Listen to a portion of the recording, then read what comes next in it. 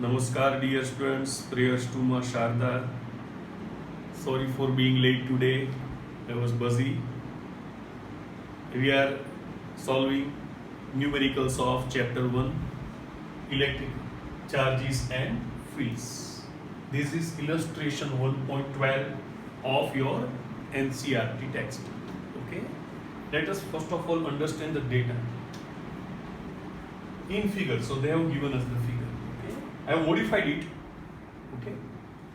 Vector E1 equals to 200 I cap Newton per coulomb if X is positive. But means in this direction electric field is positive, having magnitude 200 Newton per coulomb. Okay. So I have given it name vector E1. Okay, in this direction. So vector E1 equals to 200 I cap Newton per coulomb. The next is vector E2 equals to minus 200 I cap Newton per coulomb. So in this direction, from here, if X is negative, from here, electric field has same magnitude, 200 Newton per coulomb, but it is in negative X direction. Okay, so it is minus 200 I cap Newton per coulomb. Okay. Length of cylinder is given as 20 centimeter. 20 centimeter is the length of the cylinder. Radius is 5 centimeter. So radius is 5 centimeter. Okay. What we have to find? The other information they have given that in this case, this face will be at x equals to plus 10 centimeter, and this face will be at x equals to minus 10 centimeter. Okay. Now find first net flux outward through each face. So I have to find out flux outward for this face and flux outward for this face. Okay. Second, flux through the side of cylinder. Third is net flux outward. And finally, net charge inside.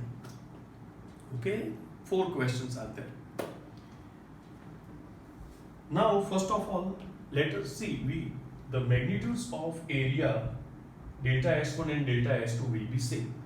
Okay, magnitudes. See, for this face, where area is delta S1 in this direction perpendicular to it. For this face, it is delta S2. Okay. So first of all, let us find out the magnitudes of the area of the sides. Okay. So that is delta S1 equals to delta S2 equals to pi r square. Pi is 3.14. R is 5 centimeter.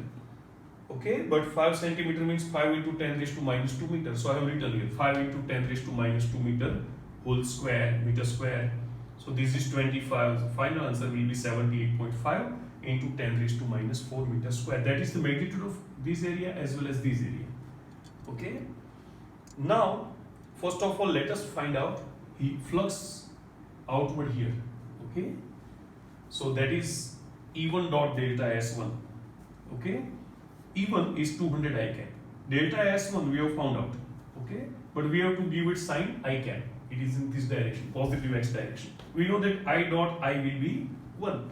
So the answer is 200 into 78.5. See, giving 2, this is 2 into 10 raised to 2. So if I add 2 powers here, it will be 10 raised to minus 2. Multiplication of these 2 will be 157. Okay, so we can write 1.57 Newton per coulomb into meter square. That is flux outward here. Okay, now flux outward here. Okay, that is phi 2. We can say phi left. Okay, this was phi right. So this is phi left. E2 dot delta S2. See, delta S2 has same magnitude, but it is in negative X direction. So I have to give it minus I cap direction. So if I put the values, it will come same. Okay, 1.57 into 1.57 Newton per coulomb into meter square. Now consider a small surface element here. For that, area will be in this direction and electric field will be in this direction. Okay. Now this is the angle 90 degree. Okay. So flux will be 0 because cos 90 is 0. That means for C, okay, for B, flux through the side will be 0. Obviously, because electric field is in this direction. Okay. So flux is 0. Net flux, we have to add this phi right plus phi left plus phi 3. That is 1.57 plus 1.57 plus 0. That will be equal to 3.414 Newton per Coulomb into meter square. Okay. Now according to Gauss's law, flux equals to sigma q upon epsilon naught. So we can write sigma q equals to phi into epsilon naught, putting the values. Okay. Phi is 3.14 and epsilon naught is 8.854 into 10 raised to minus 12. So the multiplication will be 27.8 into 10 raised to minus 12 Coulomb because it is net charge. Okay. Writing scientifically, it is 2.78 into 10 raised to minus 11 Coulomb. Okay. Bye.